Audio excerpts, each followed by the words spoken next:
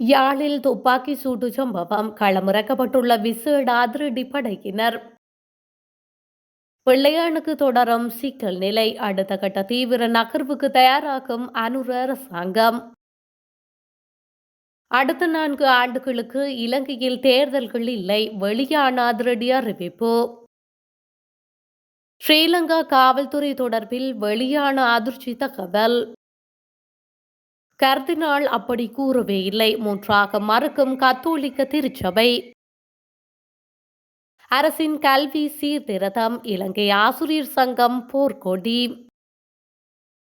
இனப்படுகொலையை கேள்விக்குட்படுத்தும் செம்மணி. கஜேந்திரகுமார் வெளியிட்ட அதிரடி தகவல்.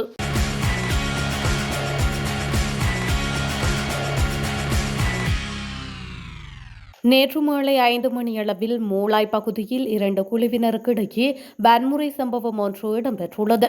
இதன்போது சிலர் காயமடைந்து யாழ்ப்பாணம் போதனா வைத்தியசாலையில் அனுமதிக்கப்பட்டு சிகிச்சை பெற்று வருகின்றனர். சம்பவம் தொடர்பில் விசாரணைகளை மேற்கொள்ள விசேட அதிரடிப்படையினர் களமிறக்கப்பட்டுள்ளமையும் குறிப்பிடத்தக்கது. மேலும் ஒரு மோட்டார் சைக்கிள் தீ வைத்து எரிக்கப்பட்டதுடன் ஒரு மோட்டார் சைக்கிள் அடித்து நொறுக்கப்பட்டுள்ளது. இந்த நிலையில் சம்பவ இடத்திற்கு வருகை தந்த வட்டுக்கோட்டை போலீசார் நிலைமையை கட்டுப்பாட்டுக்குள் கொண்டு வருவதற்கு முயற்சித்த வேளை போலீசார் மீது கல்வீச்சு தாக்குதல் நடத்தப்பட்டது.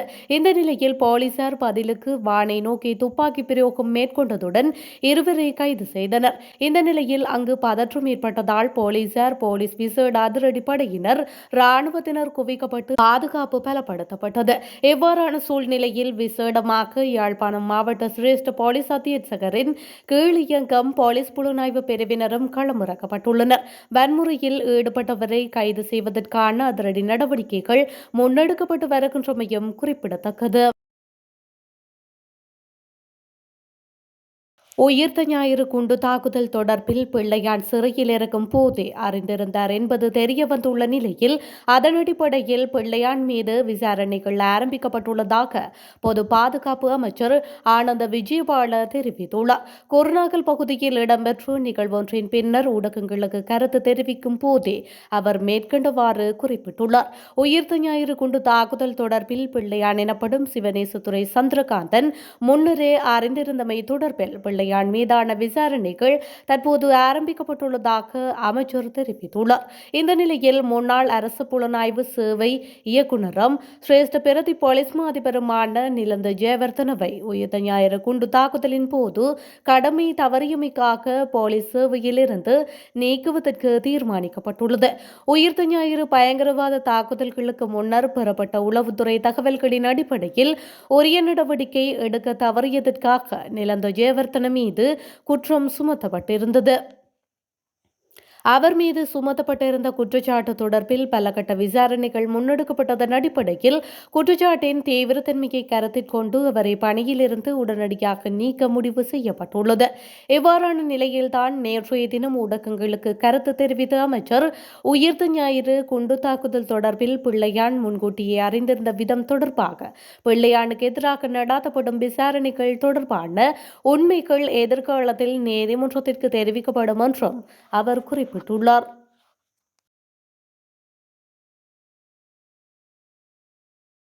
ஷானி அபேசகரவை குற்றப்புலனாய்வு திணைக்கள பணிப்பாளராகவோ அல்லது ரவி செனவரத்னவை பொது பாதுகாப்பு அமைச்சின் செயலாளராகவோ நியமிக்குமாறு கொழும்பு பேராயர் கர்தினால் மெல்கம் ரஞ்சித் ஒருபோதும் குறிப்பாக கோரவில்லை என்று தேசிய கத்தோலிக்க மக்கள் தொடர்பு பணிப்பாளர் அருட்தந்தை ஜூட் கிருஷாந்த நேற்று தெரிவித்துள்ளார். உயிர்த்த ஞாயிறு தாக்குதல்கள் தொடர்பான விசாரணைகளை கையாள்பவர்களை மாற்றவும் அவர்களை மீண்டும் அவர்களின் அசல் பதவிகளில் அமர்த்தவும் மட்டுமே கர்தினால் ரஞ்சித் விரும்பினார் என்று அருட்தந்தை ஜூட் நேற்று ஊடகங்களுக்கு தெரிவித்துள்ளார். ஷானி அபேசகர போன்ற அதிகாரிகள் மீது சில குற்றச்சாட்டுகள் இருப்பதை திருச்சபை புரிந்து கொண்டதாகவும் அவர் குறிப்பிட்டுள்ளார். 2026ஆம் ஆண்டில் நடைமுறைப்படுத்தப்பட உள்ள புதிய கல்வி சீர்திருத்தங்கள் மாணவர்கள் மீதான சுமையை மேலும் அதிகரிக்கும் என்று இலங்கை ஆசிரியர் சங்கத்தின் பொதுச் செயலாளர் ஜோசப் ஸ்டாலின் தெரிவித்துள்ளார். தற்போதைய கல்வி முறை மாணவர்களுக்கு மிகவும் சிரமமாகிவிட்டதால் அனைத்து கல்வி தொழிற்சங்கங்களும் தொடர்ந்தும் சீர்திருத்தங்களுக்கு அழைப்பு விடுத்து வருவதாக அவர் ஊடகங்களுக்கு தெரிவித்துள்ளார். ஒரு சீர்திருத்தம் அவசரமாக தேவைப்பட்டாலும் அரசாங்கம் இப்போது அறிமுகப்படுத்துவது புதியதல்ல என்று அவர் கூறியுள்ளார். இந்த சீர்திருத்தங்கள் 2018 முதல் பரவி வருகின்றன. உண்மையான மாற்றத்திற்கு பதிலாக அரசாங்கம் பழைய கொள்கைகளை மீண்டும் தொகுத்து புதிய சீர்திருத்தங்களாக முன்வைக்கின்றது. மாற்றங்களை செயல்படுத்துவதற்கு முன்பு கல்வி நிபுணர்கள் மற்றும் ஆசிரியர் சங்கங்கள் போன்ற தொடர்புடையவர்களுடன் கலந்தாலோசிக்க தவறியதற்காகவும் அவர் அரசாங்கத்தை விமர்சித்துள்ளார். உதாரணமாக பாடசாலை நேரத்தை மதியம் 1:30 மணியிலிருந்து மதியம் 2 மணி வரை நீடிக்கும் முடிவு எந்த ஆலோசனையும் இல்லாமல் எடுக்கப்பட்டது. பாரம்பரியமாக இத்தகைய முடிவுகள் கல்வி உளவியலாளர்கள் மற்றும் குழந்தை மேம்பாட்டு நிபுணர்களின் ஆலோசனையின் அடிப்படையில் மாணவர்களின் சமாளிக்கும் திறனை கருத்தில் கொண்டு எடுக்கப்படுகின்றன என்று ஸ்டாலின் குறிப்பிட்டார். முன்மொழியப்பட்ட சீர்திருத்தங்கள் முதலில் ரணில் விக்ரமசிங்க நிர்வாகத்தின் கீழ் அறிமுகப்படுத்தப்பட்டதாகவும் அப்போது அவை நிராகரிக்கப்பட்டதாகவும் அவர் மேலும் குற்றம் சாட்டியுள்ளார். இப்போது அதே சீர்திருத்தங்களின் சில பகுதிகள் வேறு லேபிளின் கீழ் மீண்டும் அறிமுகப்படுத்தப்படுகின்றன என்றும் அவர் கூறியுள்ளார். கல்வி முறையில் உள்ள பிற முக்கிய பிரச்சினைகளையும் ஸ்டாலின் சுட்டிக்காட்டியுள்ளார். அதில் தகுதி வாய்ந்த ஆசிரியர்களின் பற்றாக்குறை அடங்கும். இது வளர்ந்து வரும் தனியார் கல்வி கலாச்சாரத்திற்கு உந்து சக்தியாக இருப்பதாக அவர் கூறியுள்ளார். தொழில் முனைவோரை வளர்க்கும் மற்றும் தற்போதைய தேவைகளை நிவர்த்தி செய்யும் ஒரு அர்த்தமுள்ள கல்வி சீர்திருத்தம் நமக்கு தேவைப்பட்டாலும் அரசாங்கம் அதை ஆராய்ச்சி மற்றும் சரியான ஆலோசனையின் அடிப்படையாக கொள்ள வேண்டும் என்றும் அதற்கு பதிலாக காலாவதியான கொள்கைகளை மறுசுழற்சி செய்வதை நாம் காண்கின்றோம் என்றும் அவர் மேலும் தெரிவித்துள்ளார்.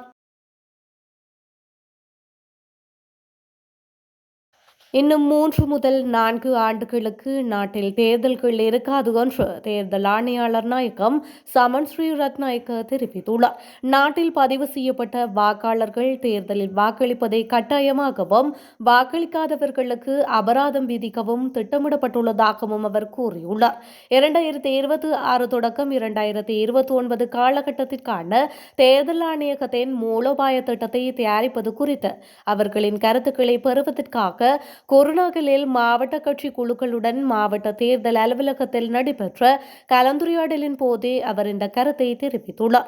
நாட்டில் நடைபெறும் ஒவ்வொரு தேர்தலுக்கும் ஏற்படும் பெரும் செலவை கருத்தில் கொண்டு ஒரு தேர்தலில் அதிகபட்ச முடிவுகளை அடையும் நோக்கில் அத்தகைய முடிவு செயல்படுத்தப்படும் என்று எதிர்பார்க்கப்படுகின்றது என்று தேர்தல் ஆணையாளர் நாயகம் கூறியுள்ளார்.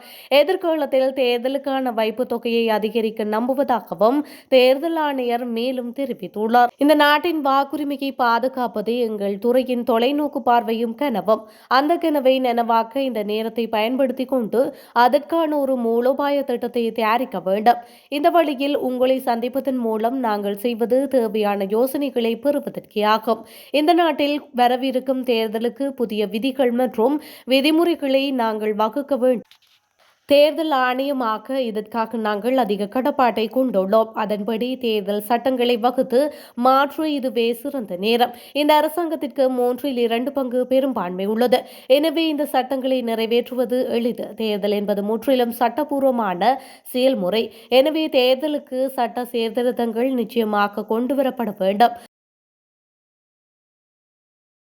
செம்மணியை பிரித்து போர்க்காலத்தில் இடம்பெற்ற விடயங்களை பிரித்து வைப்பது பாதிக்கப்பட்ட மக்களிற்கு மிக பெரும் பின்னடைவை ஏற்படுத்தும் என நாடாளுமன்ற உறுப்பினர் கஜேந்திரகுமார் பொன்னம்பலம் தெரிவித்துள்ளார். யாழ்ப்பாணத்தில் இடம்பெற்ற ஊடகவியலாளர் சந்திப்பில் வைத்தே இவர் மேற்கண்டவாறு குறிப்பிட்டுள்ளார். மேலும் பொறுப்பு கூறல் என்பது மிகப்பெரிய கேள்விக்குறியாக மாறியுள்ளது உங்களுக்கு தெரியுமா?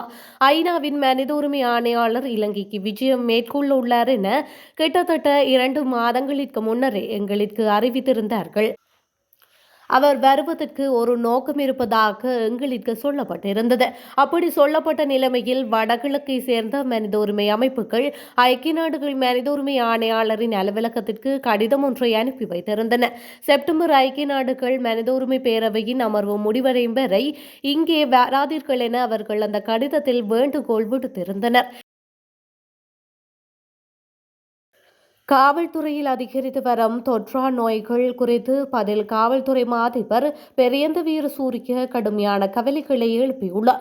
30% காவல்துறை அதிகாரிகள் மட்டுமே நல்ல உடல்நிலையில் உள்ளனர் என்றும், பெரும்பான்மையானவர்கள் தொற்றா நோய்களால் பாதிக்கப்பட்டுள்ளனர் அல்லது முறையான மருத்துவ பரிசோதனைகளுக்கு உட்படுத்தப்படவில்லை என்றும் அவர் தெரிவித்துள்ளார். சப்ரகமு மாகாணத்தில் காவல்துறை அதிகாரிகளின் குழந்தைகளுக்கு பாடசாலை பொருட்களை வழங்கும் நிகழ்வின் போது அவர் இந்த கருத்துக்களை தெரிவித்துள்ளார்.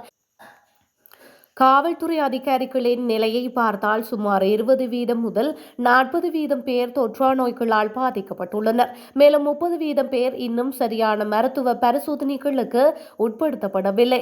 மீதமுள்ள 30% பேர் மட்டுமே நல்ல உடல் ஆரோக்கியத்துடன் உள்ளனர் என்றும் அவர் கூறியுள்ளார்.